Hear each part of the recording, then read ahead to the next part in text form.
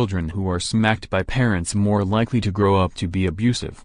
Nearly 800 young adults were involved in a study which looked at whether being hit as a child resulted in more aggressive behavior as an adult. It found that spanking or hurting a youngster did lead to the development of a confrontational character, and that most people who are violent in their relationships were hit themselves as a child.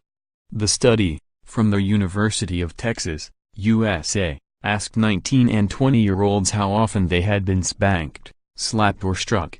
Of the 758 questioned, 68% experienced corporal punishment as a child, and 19% admitted to violence towards their lovers, according to the research published in the Journal of Pediatrics.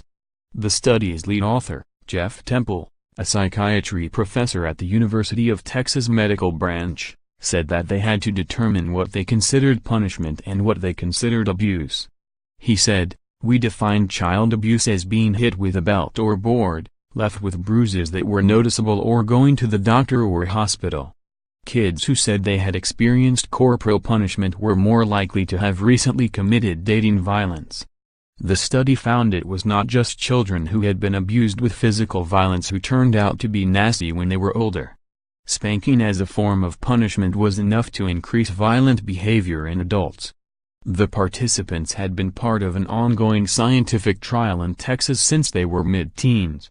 The trend to become violent in adulthood was true regardless of sex, age, parental education, ethnicity, and childhood abuse. Researchers controlled these factors in their analysis and found that they made no difference. Hitting a child as a form of punishment has been outlawed in several countries across the world, such as France, Scotland, and Sweden. A man was jailed in Somerset a few weeks ago after smacking his son's bottom resulted in bruising. In the UK, it is unlawful for a parent or carer to smack their child, except where this amounts to reasonable punishment. This defense is laid down in Section 58 of the Children Act 2004. The defense of reasonable punishment is not valid in the case where the punishment amounts to wounding, actual bodily harm, grievous bodily harm, or child cruelty. An NSPCC spokesperson said, "There is clear evidence that physical punishment damages children's well-being and is linked to poorer outcomes in childhood and adulthood.